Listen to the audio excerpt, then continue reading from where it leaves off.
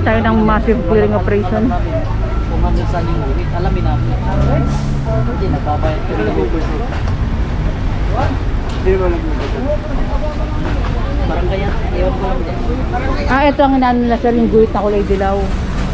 Alam po, yung city hall hanggang dito. Ayan. Hanggang dito, pero pinatanggal nila to. Hindi naman kami lumagpas eh. Kasi daanan niya, ito yung sukat, di ba? Pero minapatala ang road. Tango mo tayo. Kaya tiyatawang namin. Tanong mo na lang sir, para Nagbabayad may naman kasi kami idea ka naman. po. Oto.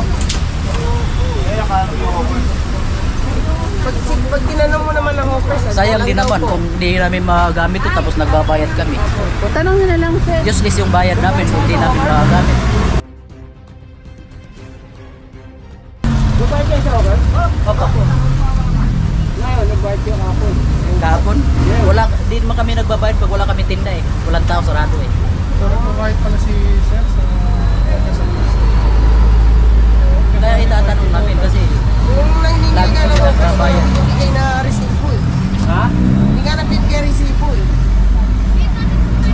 Useless pa naman naman bayad namin. 20-20 gabi-gabi po yun. Ha? 20-20. Nagbabayad kami tapos wala pala eh. Pero sure po ba kayong hawkers yun sir? Kung walang Taga resibo City po. Hall po.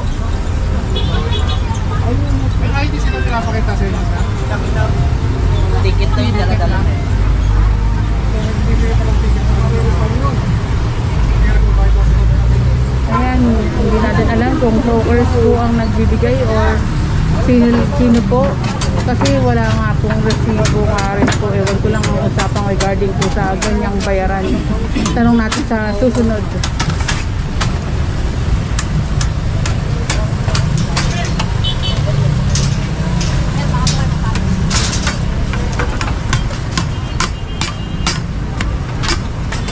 At may tayong SWAT.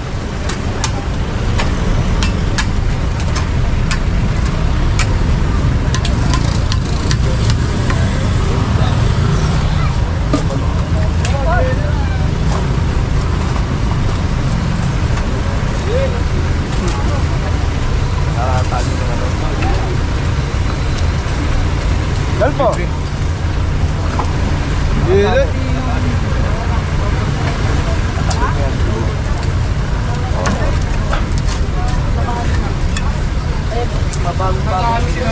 Pwede pa sana tanggalin pero Pagdating sila sa kuwet.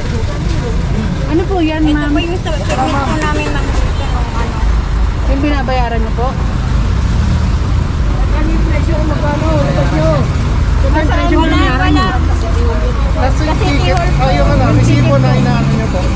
Binabayaran. Yung binibigay po sa inyo papel.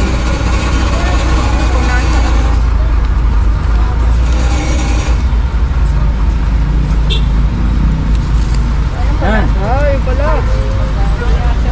Ito.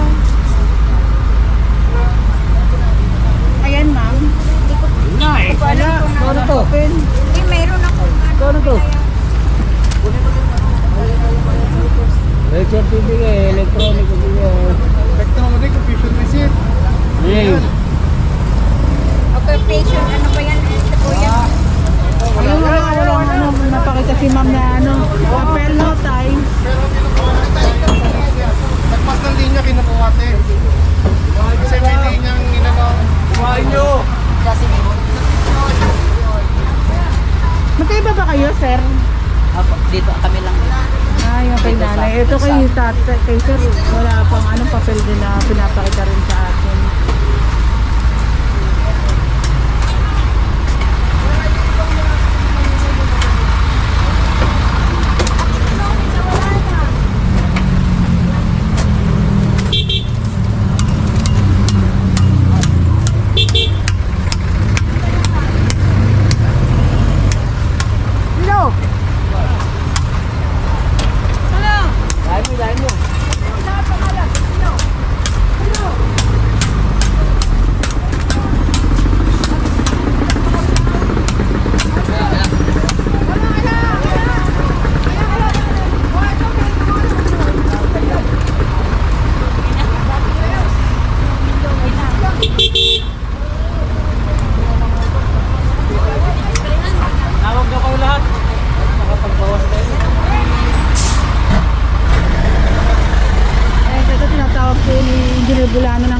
installation team.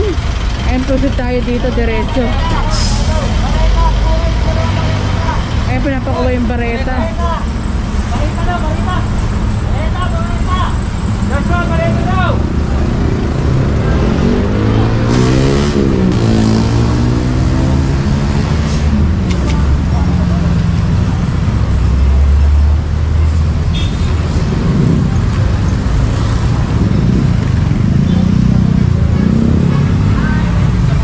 Yung iba nga po na vendor, no idea nga po kung saan nga yung guhit. Kaya dapat importanteng magtanong po, wag po mahiya.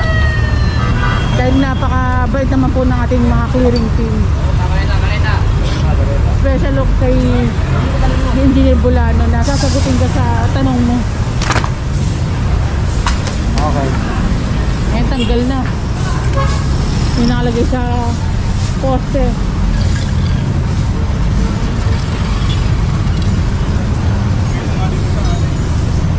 Binalikan ulit natin ito.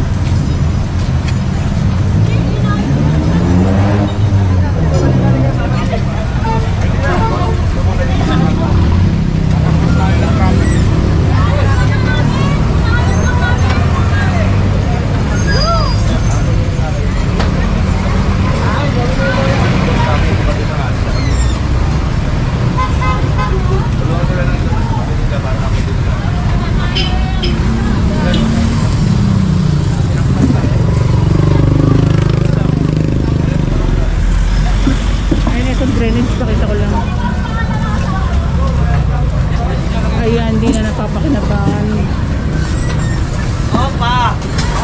Punong-puno na. Tulungan na namin kayo.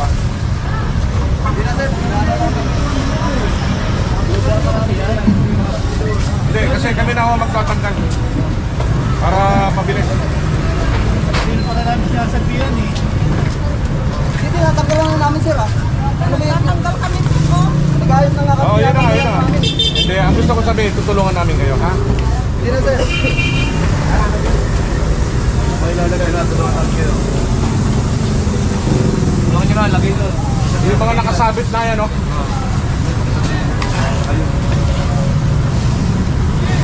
Right, tanggalin mo nga yung mga ano, mga kahoy na yan, no?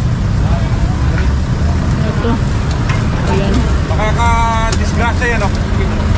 Oo. Parita. Hindi po pwedeng kamay-kamay lang.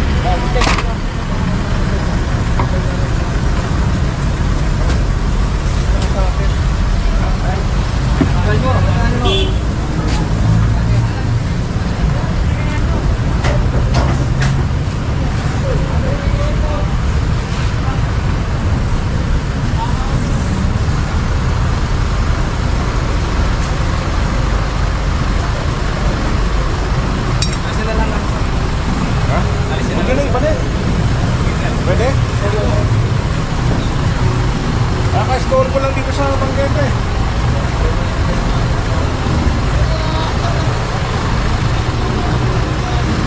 Alisin niya yan. Gaganda ng mga bulaklak na labos, oh.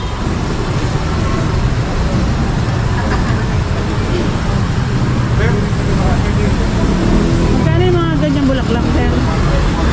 Magkano? 800? Oh, mura na. Ang gaganda, oh. Bili na, ma'am. Ano nga, no? Sa store mo, promote natin. Ang gaganda. Yeah, dito. Tama yan. Pwede ba kung saan kami niyo yun? Labas yun.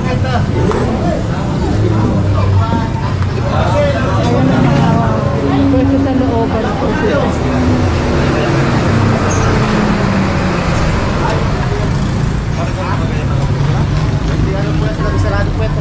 Kuya, ito pa, labas ito. Kaya hanggang dito sir. O yan na, Kasi ganyan. hanggang dito na po sir. Ito, ito na lalapin natin sa kanila. Yan, kasi sabay dito sa bakal eh. Ha? Yung may lumawin, akin. Kukunin natin ha. Yung nakalabas, kukunin. Si Boss Wando. Lagyan dito. Nakalabas ko. nandito na kayo. Para hindi ko tanggalin yan. Ha? Sasampan niya sa loob. Ipapantay sa bakal. Sige po, iyaak na po kuya. Sige na, sige, tulungan nyo. Tulungan na namin kayo. Sampay natin sa loob. Sampay natin sa loob. Sige po, okay niya. Pakas? Pwede ba natin palakas Ako na kuya para isang ayos. Dos castillos. Umabaybay na kasi ng kalkalyo yung mga dumadaan eh. Kawawa naman yung matatanda. Ay, baka yung wire ko kung makalpas dito mo.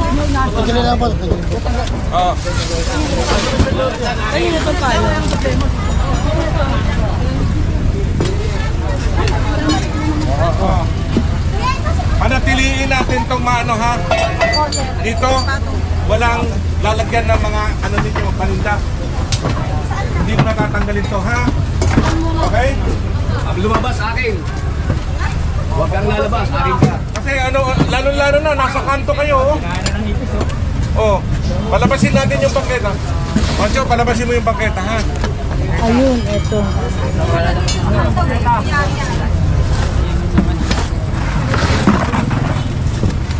Video nyo na lang kunin nyo.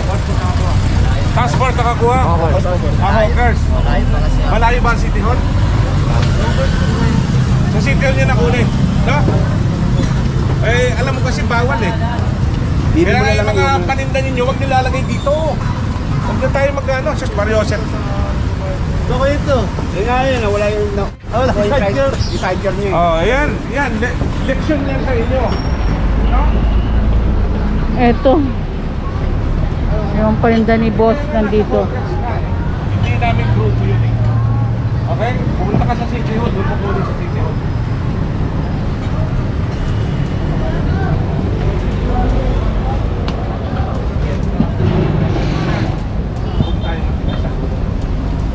Okay? Manutilihin natin itong pangkeda ng mga ha. Para ito, hindi ko na ito sila.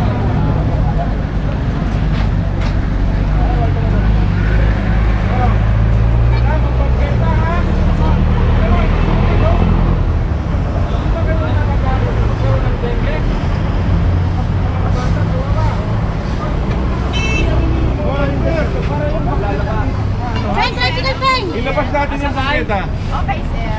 Yung kabila, ganun din. Tinan mo nga, oh. Tabasin mo nga yung ano niyan. Ano ba?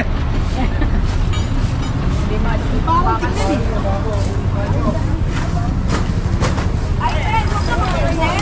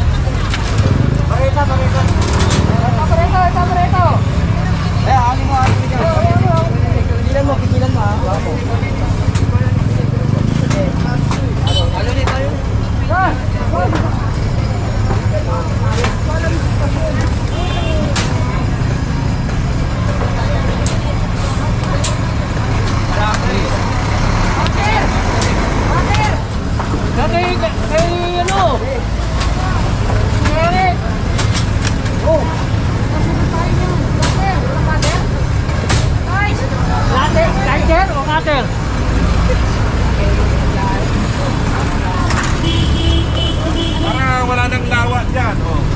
Okay na rin ako, wali. Ha? Buhay po kayo. Ano mga salita? Sarap. Diba?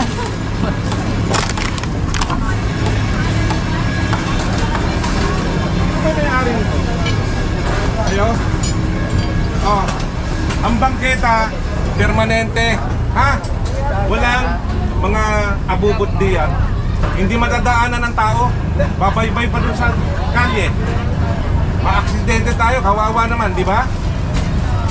Saka, tinan nyo, linisin nyo naman yung lugar ninyo. Hindi ba kayo na ano ng dengue? Ang dengue. Hindi kayo naawa sa mga anak natin, sa mga apo. Pag na-dengue yung mga bata, kawawa, di ba? Bakit ka mo? Para tayong dugyot eh. Linisin nyo. Hindi naman ito, no? Kita ko doon kanina, oh. Daming plastic, ang daming. Maawa naman kayo sa mga anak natin eh. Pag na-dengue ka.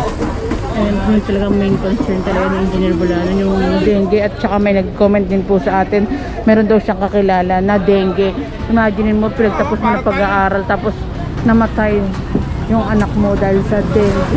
Kaya importante na malinis talaga sa lugar. And next upload tayo mga kabang, please like, comment, share, and subscribe. Ingat po kayo palagi. God bless us all. Maraming salamat sa panonood. Palagi ng Busilak Diary.